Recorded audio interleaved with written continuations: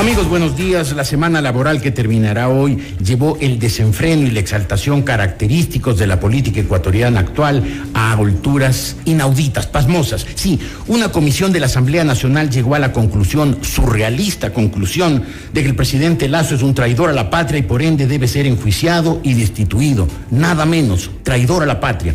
Y mientras esa barbaridad era perpetrado por la Asamblea, donde hay tan pocas personas sensatas, el señor Issa, Leonidas Issa, se preparaba para volver a agredir a Quito y paralizar el Ecuador, aprovechando que frente a su ataque anterior, en junio de 2022, el presidente Lasso fue pusilánime y la Fiscalía se declaró ciega, sorda y muda. Sí, fue una semana inaudita, que esta semana la analizaremos en Decisiones con la presencia de los doctores Ramiro Rivera, presidente del directorio del diario El Comercio, y Diego Ordóñez, secretario nacional de Seguridad Pública, y también participará por vía telemática la subcoordinadora del movimiento Pachacuti, la doctora Cecilia Velázquez.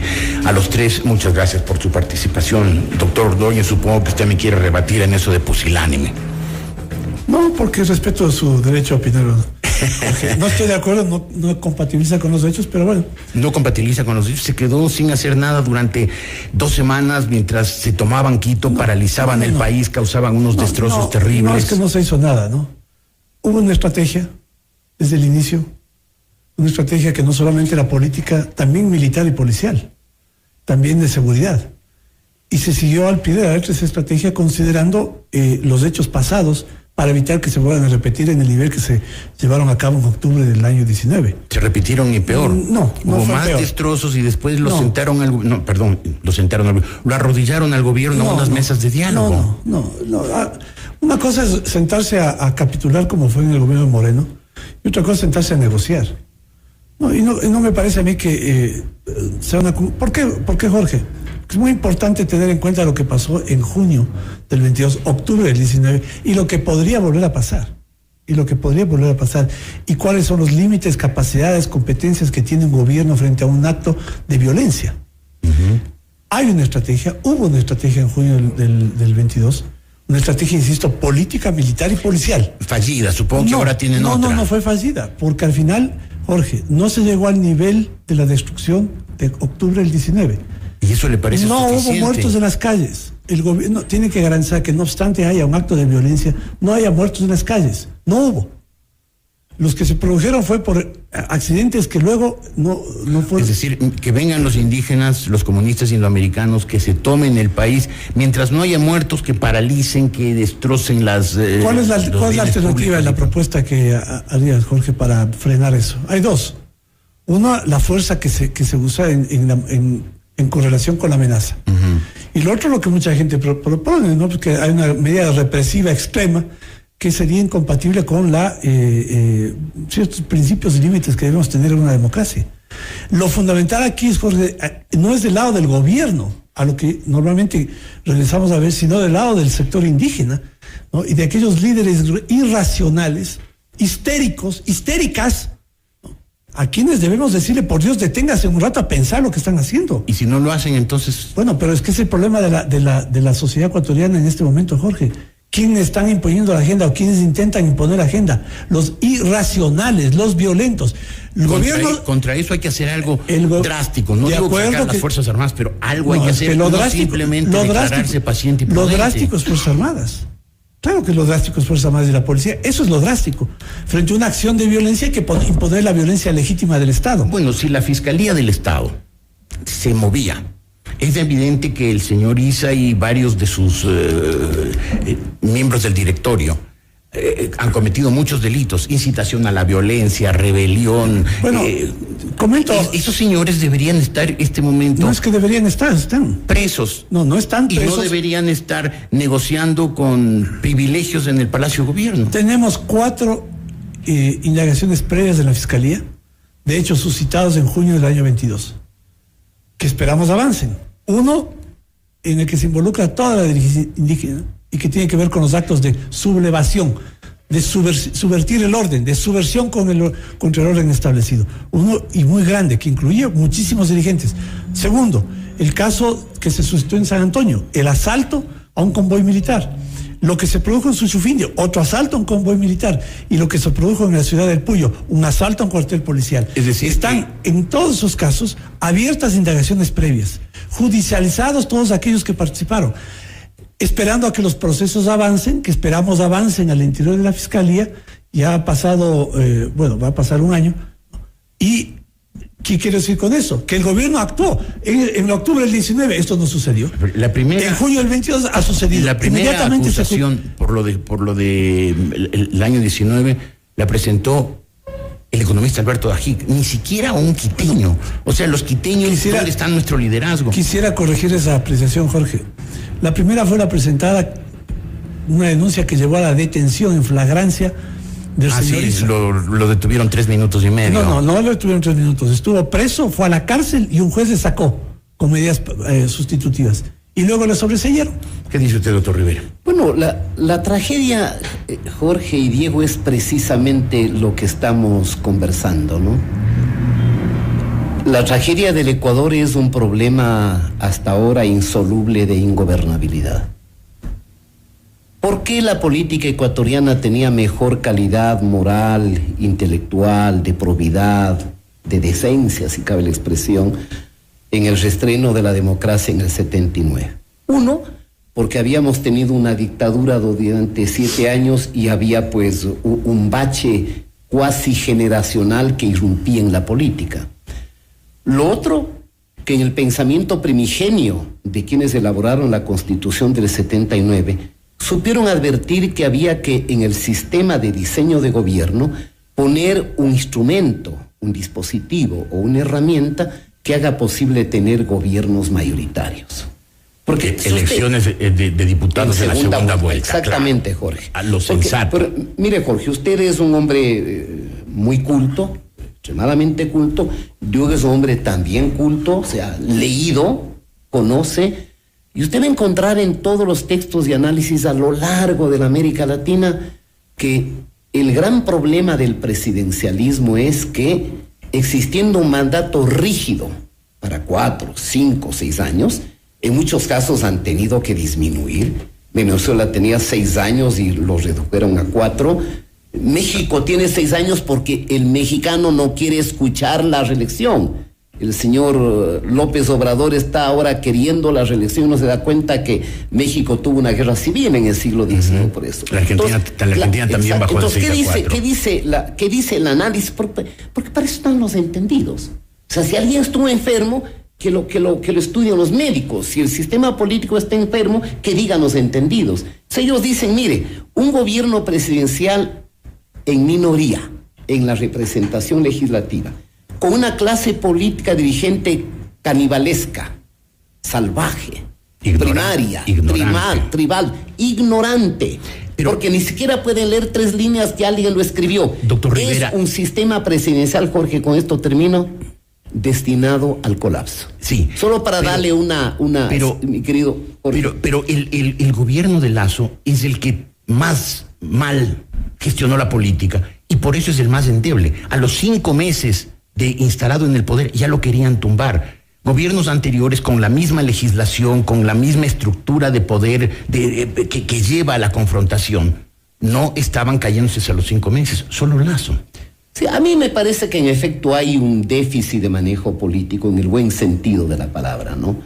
Primero porque el ejercicio del poder, yo he estado cerca de 2 gobiernos, en el uno funcionario con el presidente Hurtado y en el régimen del doctor Maguad como jefe de partido y del bloque parlamentario, alrededor del poder como que los seres humanos nos encapsulamos y como que perdemos sentido de la realidad, que es un poco lo que pasa con estos dispositivos de la revolución digital. Muchas veces usted tiene llamadas de los amigos que dicen, Ramiro, y cae el lunes el gobierno, durará una semana, llegará el carnaval. Y digo, pero ¿por qué dices eso? Las redes, pero estás en un vertedero de cantidad de mentiras, de cantidad de adjetivaciones, donde todos son analistas donde todos se sienten con el derecho de maltratar a cualquiera, ahí no hay nada de la realidad. Sí, y lo mismo puede suceder en el ejercicio gran parte poder. De la población seguía por las redes sociales, que son la peor manera de informarse y de aprender. Las redes con todo el respeto de decirles a ustedes dos, que no solamente son las redes sociales, porque ustedes están abonando en ese discurso. En el discurso de la fragilidad y de la posición del gobierno al filo del precipicio. Y eso no es verdad. ¿No es verdad? No es verdad. Mire, una comisión del Congreso resolvió enjuiciarlo por traición a la patria del presidente. Pero hay que evaluar los escenarios. Y en eso discrepo, Ramiro. Un gobierno evalúa los escenarios. Y por suerte tú has estado cerca del la Ejecutivo. Pregunta es, Diego, o sea, con todo el afecto, ¿sí han evaluado? Pero claro, te estoy diciendo. La ventaja, ¿sabes cuál es la que está en el gobierno? Tú has estado en 2 gobiernos. Es tener más información que el resto y tener una perspectiva mucho más amplia. Gobernar es como, voy a poner en ejemplo, como está montado un dron. Te puedes ponerte al filo de la calle como te puedes poner a 100 metros para observar todo el escenario. Es la gran ventaja. Entonces cuéntenos, desde ese dron que ve el gobierno, que está fuerte, sólido. No. Pero es un gobierno que, a pesar de lo que tú dices, Ramiro, de su gran déficit de manejo político, ha logrado mantenerse en el poder con una conspiración permanente del correísmo aliado a los socialcristianos y con un grupo de pachacuti enancados en esa conspiración.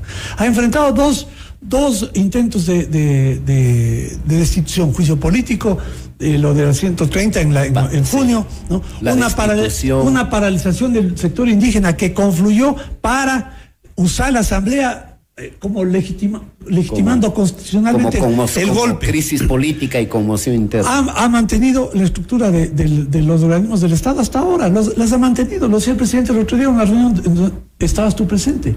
Si todos esos argumentos que estoy diciendo no son suficientes para persuadir de que en medio de un escenario con tantas amenazas, el gobierno se mantiene y veamos el escenario presente. ¿Qué tenemos, Jorge? Una irracionalidad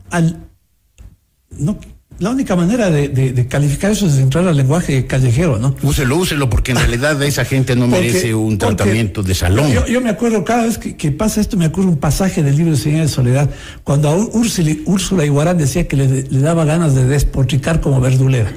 Sí. Y provoca despotricar, ¿no? Porque ¿cómo puede ser posible que ayer en el Congreso lo hacen todos los días. Pero no, despotrican como verduleras. No, pero despotrican desde la sinrazón, pues, ¿no? Sí, claro. Pero da ganas de despotricar porque no hay respuesta racional frente a esa arremetida de irracionalidad. Pero ¿qué quiero decir con esto, Jorge? Tenemos en este momento una amenaza que hay que evaluarla, dimensionarla, tenerla presente.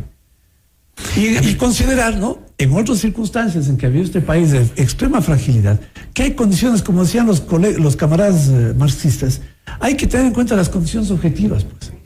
No las condiciones subjetivas, no la sensación de que el gobierno se cae y todo este relato de redes sociales, ¿no? No, hay que evaluar las condiciones objetivas. Doctor Rodríguez. Y en esas condiciones objetivas, no es que el gobierno pase un gran momento, pero no es que el gobierno está al punto del colapso. Bueno, o sea, comprendo una parte, Diego, ¿no? Y entiendo que tendrá su interpretación, Jorge, también.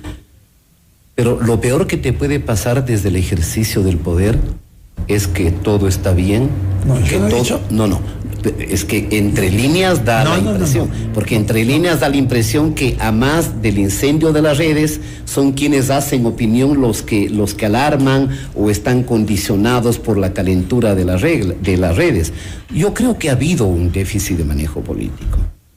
Y la primera evidencia es menos de 2 años tienes 4 ministros. Una persona que prácticamente no estaba ya en su plenitud, luego un ejercicio ministerial pasivo, luego un muchacho que al siguiente día que sale del Ministerio de Gobierno va a un medio de comunicación y dice prácticamente que al señor Correa le han sentenciado por influencia psíquica o forzando la ley, una ex ministra del MIES que le dice dictadora al presidente. Bueno, las lealtades uno no puede controlar. Pero Diego, una sola cosa, en la política cuenta también lo que la gente cree. Yo sé. No en vano tienes un nivel de credibilidad y fragilidad. Hay un distinguido intelectual ecuatoriano, expresidente, que ha tenido razón en muchas cosas, y entre otras, que las realidades al final se imponen, Ramiro. Los hechos se imponen. Los hechos, obvio. Los hechos se imponen.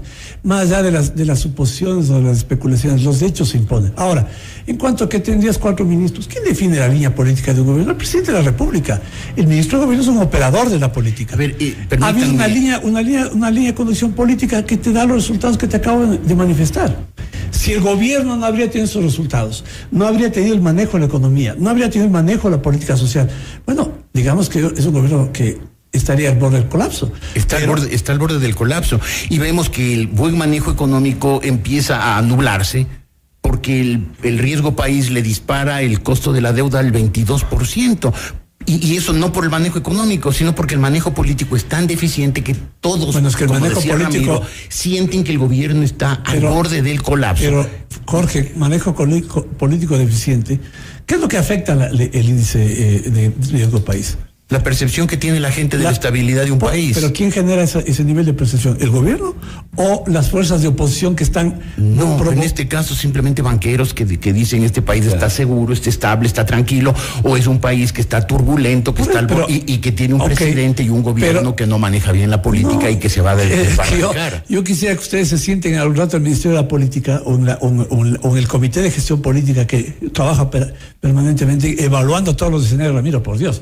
O sea, cuando dices no evalúan los escenarios, que estamos sentados cruzados de brazos viendo la televisión. No, yo sí creo que evalúan los escenarios. El problema es que creo que los evalúan pésimamente mal. No, el problema es que en la conclusión tuya, Jorge, es porque esperarías que el gobierno haga ciertas cosas que tú tendrías que evaluar si se pueden hacer o no se pueden hacer. Cuando tú tienes una amenaza como la amenaza del sector indígena, que tienes un irracional, un tipo que ha escrito que la violencia es sagrada, ¿sí? ¿Qué respuesta podemos tener frente a eso? Las respuestas institucionales tienen un límite. Pero son respuestas. Pero hay que llevarlas al límite. Bueno, las llevas al límite. Pero no están llevados al límite. El señor Issa ha entrado al Palacio de Gobierno y ha salido del Palacio de Gobierno y sus delegados a estas mesas de negociaciones, seguramente como ningún otro ecuatoriano. Le detuvieron a Issa. ¿Qué pasó en este país? Todo el mundo dijo, ¿cómo hicieron eso? Si lo han hecho, le convirtió en héroe. Bueno, ¿qué alternativa hay? Él estuvo preso, está enjuiciado, está el límite de la institucionalidad. Tenemos lamentablemente que llevar a lo judicial todo esto. Está judicializado, están presentadas todas las pruebas. Durante el paro, la instrucción fue, hay que levantar todo el material probatorio. La policía levantó y Fuerzas Armadas el material probatorio, está entregado a la Fiscalía. Bueno, manejo político. El problema es de la fiscal ahora. No, se ha señalado que parece ser que el manejo político a que nos hemos acostumbrado es que haya un presidente que dé órdenes en este país y le diga a la fiscal que tiene que hacer, a los jueces que tiene que hacer. No que dé orden en el sentido de mandón y autoritario al estilo Correa, eso es detestable, pero sí que ejerza la autoridad, y ahí es donde parece fallar. La autoridad se ejerce, Jorge. Tenemos un límite en cuanto al uso de la fuerza, que es parte del ejercicio de la autoridad. No digo la fuerza, digo la autoridad. La autoridad también tiene que ver con un presidente que manda, un presidente que uno siente que tiene el poder. Sí han habido errores, ¿no? Sin duda. Lo peor que nos puede pasar a la política, Diego, es creer que no pasa nada. Eso es lo peor que... Bueno, yo dejo que los errores los manifiesten los me parece que una de las obligaciones del rigor, de la objetividad, es hacer ver o advertir que se esté equivocado. Por ejemplo, en errores de manejo político. En el mejor momento del estado de salud política del presidente, no se aprovechó para una consulta popular y para cambiar la correlación de las fuerzas, luego de una excelente campaña de vacunación. Luego tienes un gobierno donde los ministros se esconden, tienen miedo escénico a las cámaras, no sé si pereza, cada quien en su pequeño archipiélago, y le dejan al presidente que se bata día y noche.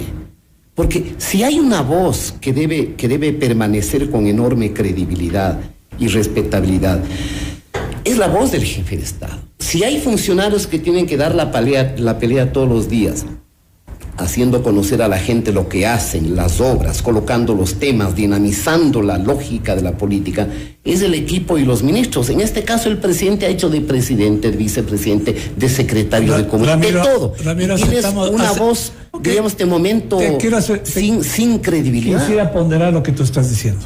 De acuerdo. Error no haber convocado la consulta popular, error que el presidente esté en primera línea. No voy a entrar a discutir eso.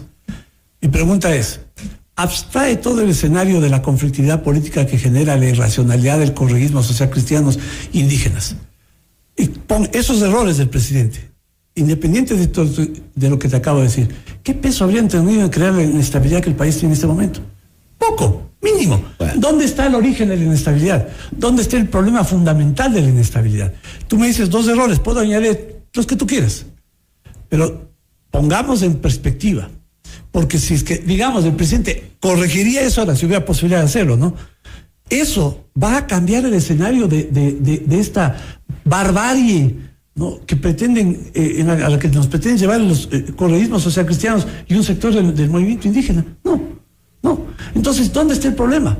El problema está en que esos errores que tú estás diciendo se corrijan, como lo comentábamos algún rato, que el presidente no hable del bigote de un opositor o del tinte, en fin, todos esos temas dejados de hacer, superados, eliminados de la realidad, digamos, haciendo una figurativamente, lo eliminamos de los hechos, de la realidad. ¿Habrían cambiado el escenario? Seguramente sí. No, yo creo que probablemente habrías tenido menos confrontación y menos irracionalidad. Tienes un problema. O sea, si se hubiera ido a la muerte cruzada y hubiera habido elecciones, hubiera habido este Congreso controlado por correístas y nepotistas. Tendrías la repetición posiblemente no en el mismo número, pero el número parecido con las mismas caras. Pero sin ninguna posibilidad de llegar a mayoría. Este momento, y ese es mi siguiente tema, ¿van a tener los nepotistas y correístas los votos para destituirlo a Lasso? No, la primera pregunta no es esa. ¿Cuál es? La pregunta es toda esta barbaridad que han tramado, ¿no? ¿Va a pasar por el filtro institucional de la Corte? ¿De la Corte Constitucional? Probablemente no. Bueno, entonces... Pero tiene que pasar. Sí, porque pero digamos, si no hay dictamen de admisibilidad... No, te estoy diciendo en el sentido de que va a pasar en el sentido de lo que esperan los golpistas. Probablemente. Yo he escuchado estos días análisis de algunos constitucionalistas. Yo no he escuchado ninguno, ¿no? No, sí los hay. Sí los hay. O sea, he visto hasta... Que no sean todo lo que uno quisiera que sea. Hay mucha gente valiosa y sobre todo la nueva generación. Pero hay gente que dice que la acusación de traición a la patria tiene sustento. Absolutamente arbitrario, absolutamente irracional. Eso sale fuera de lo ordinario. Entonces la Corte Constitucional va a decir que no. No, es que, ¿sabe cuál es el riesgo? El riesgo. Porque no tenemos que verle todo como política, pero tampoco tenemos que verlo todo como jurídico. ¿Cuál es el riesgo? ¿Qué es lo que puede pasar aquí?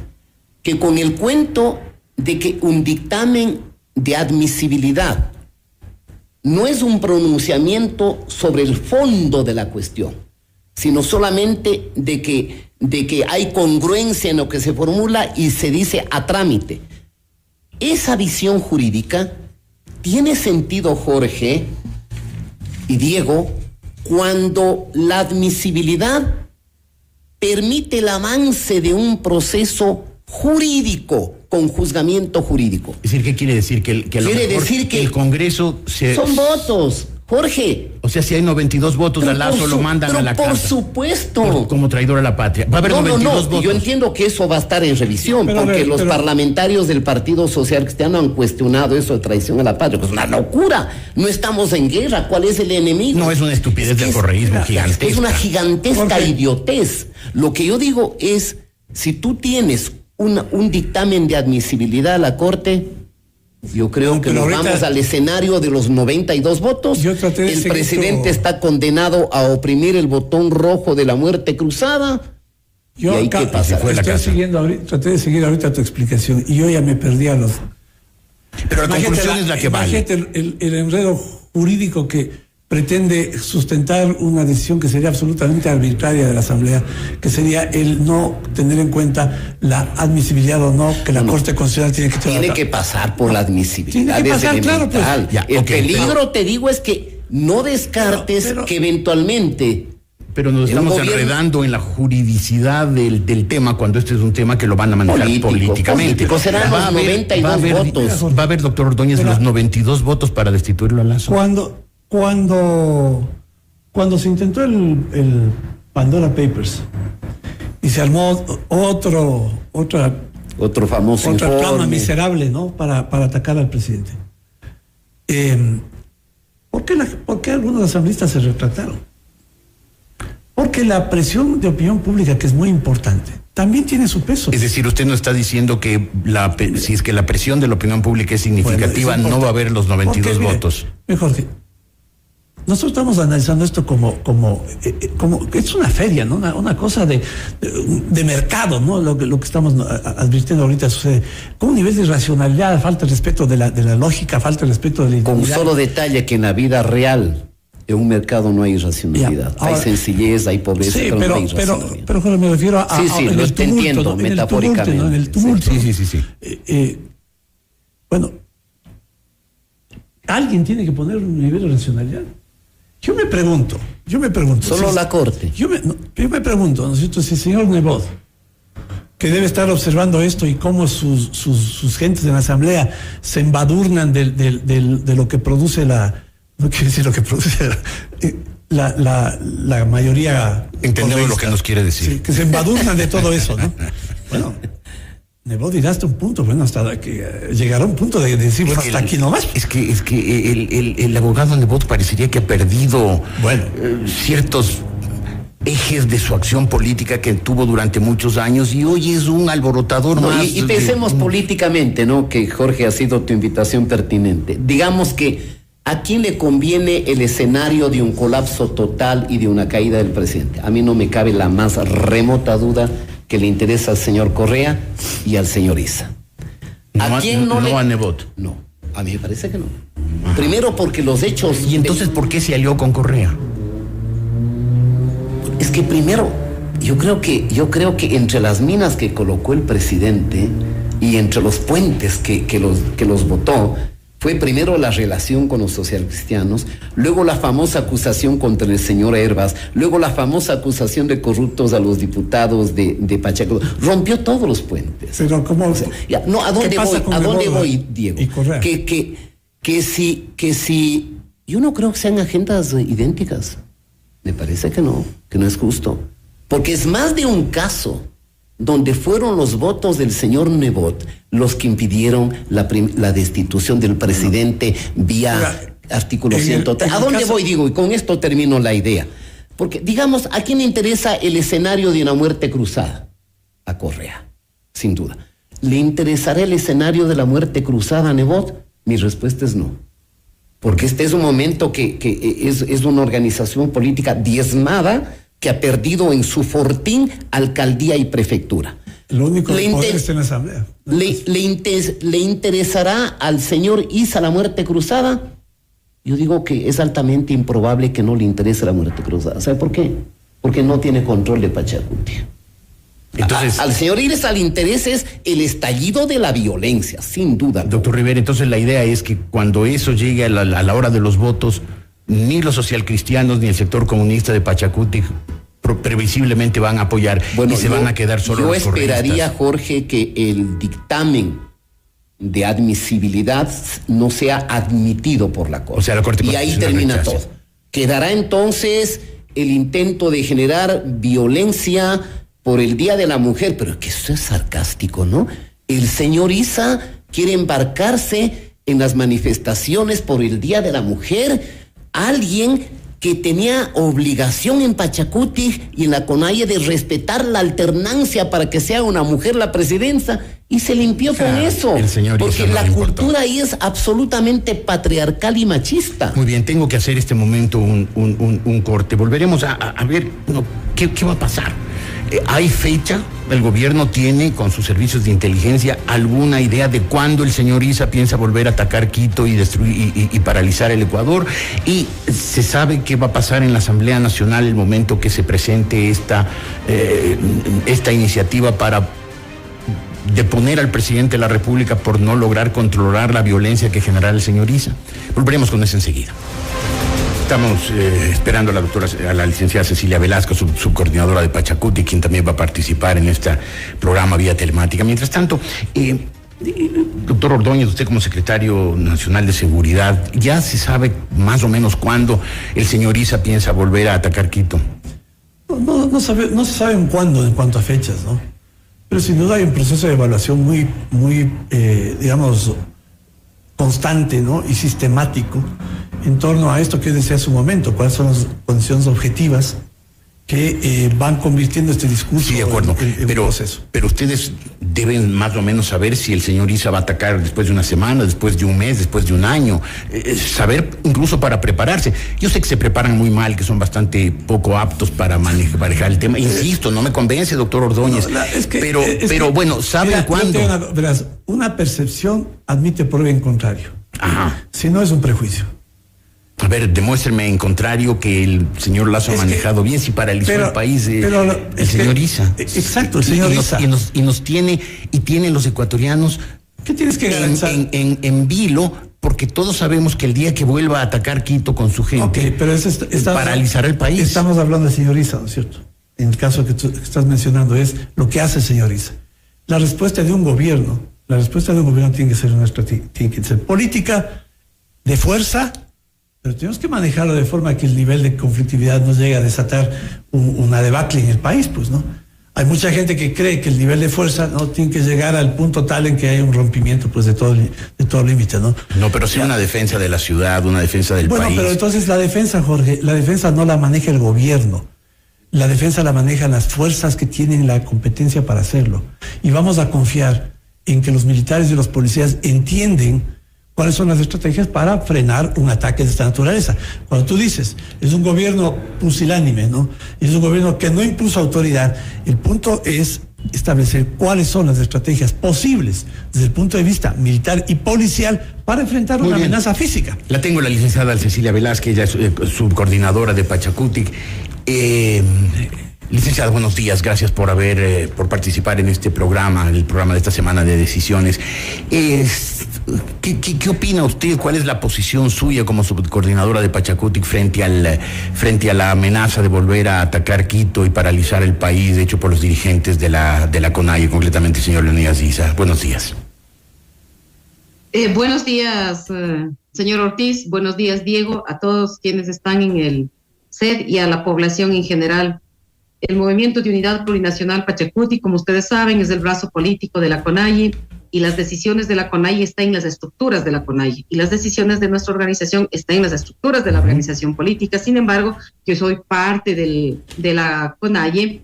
Solamente hacer un punto aclaratorio, señor Ortiz. Por favor. No se trata del Leonidas Issa, ¿no? Él es el dirigente. Él tiene que acatar las resoluciones que digan las estructuras de la organización social. En este caso, el viernes 23 que hubo el Consejo Ampliado de la CONAIE han sido claras en sus resoluciones. Y en las 14 resoluciones que fueron leídas y que ahora están también a disposición de la población, no existe la movilización que hayan decidido ni hacer un levantamiento. Si es que esto se diera, siempre será en el marco del respeto y de la resistencia y haciendo ver a los gobiernos de turno que no están respondiendo en el área social y en el caso específico del movimiento indígena no han tenido respuestas concretas a los 10 puntos de la agenda con la que movilizamos en junio. No sé a quién se le ocurrió que nosotros no estamos de acuerdo, al menos como Cecilia, cuando me aparecen en las mesas de diálogo con 218 puntos. ¿Cómo es que pueden resolver en 3 meses tantos acuerdos? Hay más que acuerdos porque hay desacuerdos. Es la información que tenemos como ciudadanos de a pie y los que pertenecemos a la CONAIE. Perfecto. Pero ahora, al menos hasta el momento no está previsto ninguna movilización, ningún levantamiento. Por el momento, esto quiere decir que el señor Issa este momento, y me refiero al señor Issa porque él ha sido la cabeza visible de este movimiento del comunismo indoamericano. Él fue quien escribió un libro, Estallido, ensalzando la violencia, propugnándola, pidiéndola, reclamando la violencia para tomarse el país e instaurar el comunismo indoamericano. Él es el gran aliado de Rafael Correa en algunos de estos planes violentos, por lo tanto, pues me refiero a él. Pero este momento el señor Issa, entonces, según la resolución del Consejo Directivo de Pachacutic, de la CONAIE, no está autorizado para levantar y para paralizar Quito y destruir el país. Señor Ortiz, sí, usted puede tener toda la razón desde una visión más externa y yo lo estoy diciendo desde una visión interna. Muchas de las dirigencias obedecen a los mandatos y resoluciones de sus asambleas. En esta ocasión específica de la última asamblea de la CONAIE, ha tomado la resolución completamente claro, después de haber hecho toda una evaluación, de decidir retirarse de las mesas de diálogo, con razones, es lo que han pedido, no es que Leonidas Issa lo ha hecho, yo no estoy defendiendo a Leonidas Issa y mucho menos a ningún otro actor político organizacional, sino solamente diciendo las resoluciones de los ciudadanos comunitarios, digamos. Y esa resolución es esa resolución es no paro por el momento, por lo menos. Al menos eso está en la resolución. Sin embargo, señor Ortiz, y aprovechando que está también Diego, con quienes nos conocemos, yo creo que es el momento que el gobierno central debe dar respuestas a los más empobrecidos de este país. Pensemos en la desnutrición crónica, cómo resolver de los niños que están en la Sierra Centro, básicamente. Resuelvan el tema del ingreso de los jóvenes a las universidades. Tiene toda la razón, y creo que muchos comentaristas como yo hemos dicho que el equilibrio en las cuentas fiscales logrado por el presidente Lasso después del caos, del desorden en que las dejó el correísmo, debe traducirse en bienestar de la gente. Eso es urgente, eso es apremiante. Pero lo que usted me cuenta implica, esta resolución de la CONAIE implica una grave derrota política para Issa. Bueno, yo no soy quien para decir si es que es una derrota o no del Usted presidente. Estuvo ahí de la adentro, CONAIE. Evidentemente él defendía la violencia y el otro sector defendía el diálogo. Ha ganado el diálogo, perdió Issa. Lo único que hacemos muchos de nosotros, es ser contundentes y exigir al gobierno central. Hoy es el señor Lasso, antes estuvieron otros que creyeron también dueños de todo, luego vendrán otros. Todos aquellos que no respondan a las políticas sociales y haya inversión concreta en la política social, siempre seremos los que exijamos. Pero también decirles esto, que la gobernabilidad depende de todos, y en este momento está en manos del gobierno central. Perfecto. El que haya o no en el futuro de movilizaciones, porque también nosotros hemos sido cautos en tomar decisiones desde las estructuras, y los compas dirigentes lo que hacen es obviamente obedecer. Creo que a estas Diego demandas. Ordóñez está tomando bien en cuenta sus palabras, pero licenciada Velázquez, evidentemente hay una división en Pachacuti, porque el señor Issa no va a ir a las librerías a recoger el libro y decir ya no propugno la violencia, ahora me sumo a la mayoría de la CONAIE y soy un negociador. Él seguirá instigando la violencia. ¿Esta división en Pachacuti que es subsanable? ¿Podemos decir que la derrota de Issa y sus violentos es definitiva? No existe ninguna división en Pero el movimiento Pachacuti. clarísimo, Hay puntos de sector vista quería de la violencia y el otro dirigencia quería nacional de la negociación. CONAIE, y hay puntos de vista de nosotros como organización política que debemos responder a los postulados, a la agenda y al proyecto político para la que creó el movimiento Pachacuti. Y resultado de esto, en este proceso electoral 2023, hemos recibido ese voto de confianza de los y de las ecuatorianas. ¿Y cómo asumió Issa su derrota? Habría que preguntar al propio compañero presidente y cuál de las derrotas, porque cuál derrota. La verdad, yo no he visto ninguna derrota. En términos políticos electorales, estoy aquí para responder, como siempre lo he hecho a los medios de comunicación. Tenemos un mandato que estamos próximos a concluir también y que tenemos que responder y salir de buena manera. Bueno, pero usted estuvo ahí en la reunión de la CONAIE, por lo tanto habrá visto al señor Issa demacrado, furioso después de la derrota, porque me imagino que no estaba feliz lanzando serpentinas. Bueno, no tuve la oportunidad de participar en la asamblea ampliada de la CONAIE porque estuve en una de las provincias, justamente en el proceso de capacitación por los derechos de las mujeres. Fueron nuestros compañeros delegados los que no pudieron o no les permitieron ingresar, que también será evaluado en nuestro Consejo Político de la próxima semana. Licenciada Velázquez, muchísimas gracias por haber participado hoy, por habernos dado estas informaciones tan importantes. Le agradezco además por su posición, una posición que evidentemente refleja sensatez frente a la insensatez de otros sectores. No he dicho cuáles. Buenos días, licenciada Velázquez, muchas gracias. Hacemos un corte y volveremos enseguida con el doctor Diego Ordóñez, secretario nacional de Seguridad, y el doctor Ramiro Rivera, presidente del directorio del Diario del Comercio. Vamos en decisiones de esta semana. Y yo le preguntaba a la licenciada Velázquez cuál era el ánimo del señor Issa después de haber sido derrotado en la reunión de la CONAIE, y cuando la CONAIE decidió que por lo menos por un momento no habrá paralizaciones. ¿Cuál es el ánimo del presidente Lasso cuando cuando ve que lo acusan de traición a la patria? Que sea señalado antes de eso, Jorge, hacer un comentario, ¿no? La CONAIE y Pachacuti son organizaciones políticas y sociales que tienen un mando colectivo y tienen opiniones, varios de ellos, ¿no? A veces coincidentes, a veces discrepantes. El señor Issa pues tiene que respetar esa línea, entonces me parece importante que... Y yo señalo esto, ¿por qué? Porque a la vez que hay posibilidad o de establecer líneas de comunicación, ¿no? con sectores del mundo indígena, también yo creo que va a haber posibilidades de hacer el mismo esfuerzo, el mismo trabajo con sectores del correísmo. Sectores del correísmo, ahí hay una dirección vertical. El amo desde México da órdenes y los histéricos de histéricas, para hablar en su lenguaje, reaccionan. Pero yo identificaría obedientes y mansas, sumisas. Esa dinámica bastante evidente en la Asamblea. Pero a mí me parece interesante, por ejemplo, que el correísmo asuma la conducción de las 2 más importantes ciudades del país y de las 2 más importantes provincias del país. ¿Sí? Igual de la provincia de Azuay. Bueno, hay que trabajar con ellos. Y el presidente ha hablado ya con ellos, ha dicho, bueno, hay que hacer un canal de comunicación. Y cuéntame, ¿cuál es el ánimo del presidente viendo que el mundo se le viene encima? Le acusan de traición a la patria, a mí me parece terrible. A mí me acusaban de traición a la patria en el 2008. Bueno, el Correa acusaba de cualquier cosa a cualquier persona, era un calumniador de oficio y excelente, porque convencía a una serie de imbéciles de que tenía razón. Presidente, y le digo con toda franqueza, primero, no es que el mundo se le viene encima, ¿no? Tiene que ver un poco con lo que dijo a lo que regresó de Costa Rica firmando un acuerdo comercial con ese país. ¿Qué dijo? El trabajo del gobierno sigue. Sí, pero su ánimo no está desplomado. No. ¿Sabe qué afecta, Jorge? Nos afecta a todos, nos debería afectar a todos los ecuatorianos. El que en vez de estar pensando en lo que comentábamos, ¿no?, respecto a la inversión, a que los banqueros crean que la banca internacional vea que el país es un escenario adecuado para inversión, de que estemos hablando de reformas legales que faciliten el crecimiento del empleo, estamos dedicados a enfrentar esta como decía en un artículo brillante Roberto Aguilán, la rebelión de los safios. Porque eso es lo que termina siendo. Qué buenos artículos de Roberto Aguilar, sí, vale mencionarlo a propósito. La rebelión de los safios, ¿no? Sí.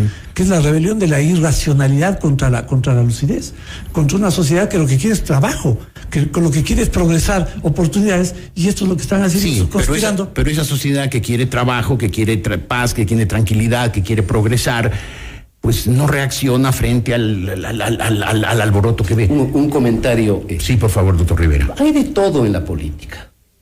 Hay de todo en el periodismo, hay de todo en el parlamento. Y a mí me parece que en el mundo indígena, si cabe la expresión, hay gente muy sensata. Sí. Yo tengo una opinión de sensatez y de equilibrio de Cecilia. Evidentemente una mujer inteligente, talentosa. Pero obviamente también hay que desnudar a veces las incongruencias. Si es que quiero que los problemas se solucionen, ¿cabe romper el diálogo totalmente? No lo comprendo. Si es que quieren que el gobierno haga cosas como, por ejemplo, luchar contra la desnutrición crónica infantil, que entiendo lo está haciendo, el señor Issa nunca ha dicho una sola palabra. Yo nunca he escuchado una sola palabra del señor Issa que reclame la intervención de algún ministerio o una política social en una comunidad indígena. No, él está lo que le he escuchado es reivindicar los territorios ancestrales, prohibir que la fuerza pública ingrese ahí. ¿No le pareció una muy buena noticia saber que el señor Issa ha sido derrotado en la CONAIE y que en este momento por lo menos no va a haber una paralización? Él forcejea, pero al final él termina imponiéndose en la realidad de los hechos. Otro ejemplo adicional. Si es que estoy en la línea de la racionalidad, ¿cómo sostengo entonces pedirle que el presidente renuncie? Bueno, cualquiera puede pedirlo. Pero además, amenazar con movilización si es que el presidente disuelve la asamblea. O sea, ¿cómo es posible que yo inculpe a un gobierno de dictadura cuando ese gobierno tiene chance de instrumentar un dispositivo que le otorga la Constitución?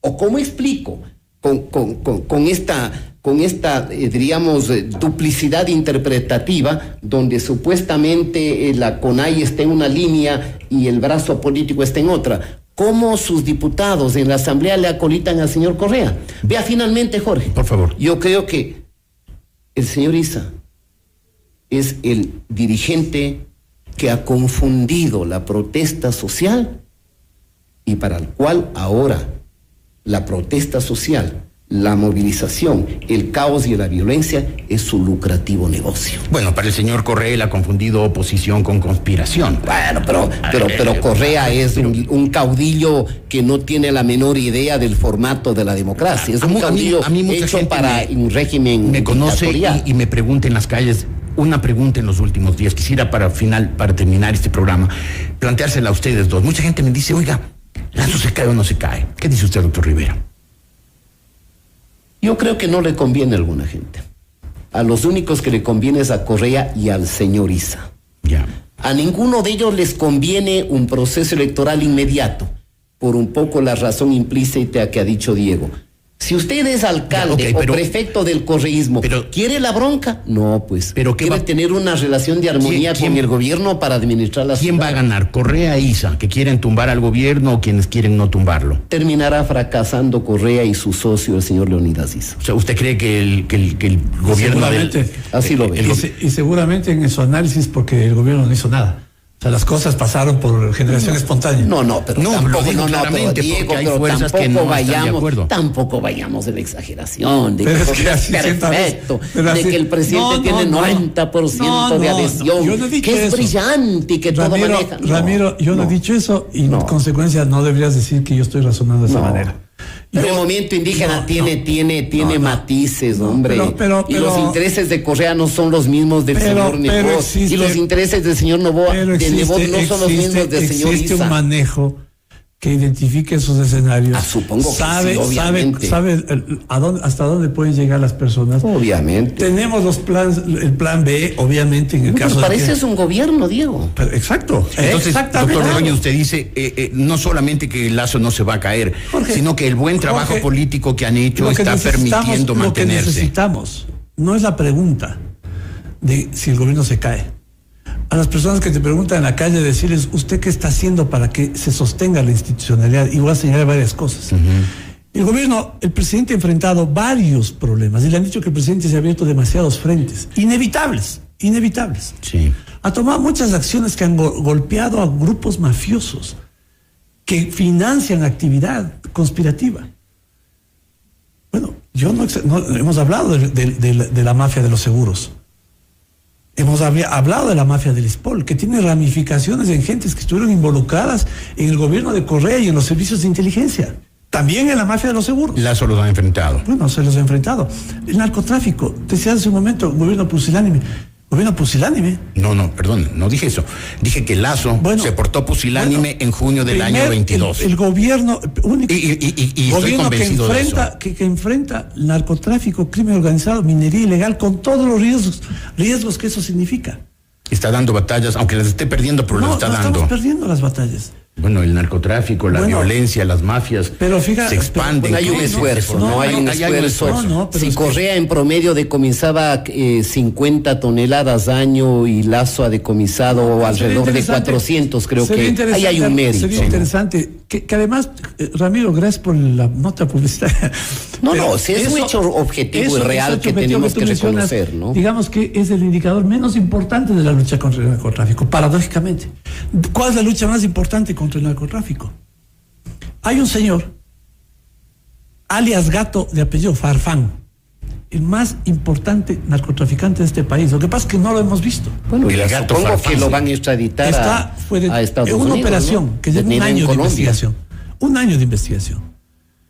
Y que ha sido posible, ¿por qué? Porque hay una definición política y una reconexión de la policía y la investigación con las agencias internacionales. Trabajo en los Estados Unidos, Colombia, Ecuador. Se me acaba el tiempo, doctor. Bueno, estoy señalando que estos resultados, a propósito de lo que usted dice, es una lucha perdida, ¿no? Es una lucha que no es dicho perdida, la están perdiendo, no significa que está perdida. La lucha contra el narcotráfico es un problema que tiene es una lucha tenaz, ¿no? Porque tendrás que combatir con jueces corruptos, con fiscales indiferentes. El tema es, no solamente es la amenaza de Issa, las amenazas de estas mafias, las amenazas de una justicia que no hace justicia. Bueno, estos elementos que tienen que ver con la institucionalidad, la sostenibilidad del sistema, más allá de un gobierno, es lo que defendemos ahora. No solamente es la permanencia de Lazo, es la permanencia de todos, de este esfuerzo orientado a recuperar las instituciones de este país. Y una cosa, doctor Ordóñez, usted decía, a las personas que preguntan y se cae o no se cae Lasso, habría que decirles, ¿y usted qué está haciendo? Sí. Y esa gente va a decir que está haciendo su vida diaria, tratando de trabajar, tratando de producir. Pero es evidente que ahí el gobierno tiene una gran falla de comunicación, porque la gente, si pregunta si es que se va a caer Lasso, es porque siente que Lasso está al borde del abismo y no siente que hay un gobierno sólido, estable, que está manejando bien la política, que está gestionando bien la política. Yo he visto... Usted me dirá, sí lo está logrando resultados. La gente no lo siente. No, pero distingamos el tema de la publicidad y comunicación de la gestión política, pero es otra discusión. Yo veo con mucha satisfacción el que en las redes sociales, que es donde mucha gente se comunica, y en muchas de ellas, hay una reacción espontánea de los ciudadanos que se empiezan a agrupar en torno a la defensa de esto. No a la violencia, no a la subversión, no a la conspiración, sí a las oportunidades, sí a la democracia, sí a las instituciones. Qué bueno que las redes sociales de alguna vez tengan un mensaje final positivo y no sean simplemente una cloaca para desahogar las frustraciones, el odio, los rencores de la gente, que es capaz a esos hay que bloquearles. Que tienen una... No, yo por ejemplo no leo las redes sociales jamás. Pero ahí está la trampa de las redes, ¿no? Cuando dice, bueno, yo bloqueo porque piensa diferente. Entonces las redes son encapsulamientos de quienes están de acuerdo entre ellos. Cuando destilan odio, sí, por supuesto. Eso sí. Pues en las redes tienes mucho odio, tienes mucha noticia falsa. Yo les aconsejo que cada minuto que pierden, insisto, leyendo tonterías, lean un libro. El Ecuador sería distinto si leyéramos libros en vez de Twitter. Bueno, esa no es recomendación a nosotros, ¿no? No, eso es general. Sí, a mí sí, porque se me pasa viendo redes sociales. Bueno, pues, si leyeras libros, te garantizo que tendrías un nivel de... Bueno, les recomiendo leer este último libro, 2 últimos libros de este filósofo surcoreano.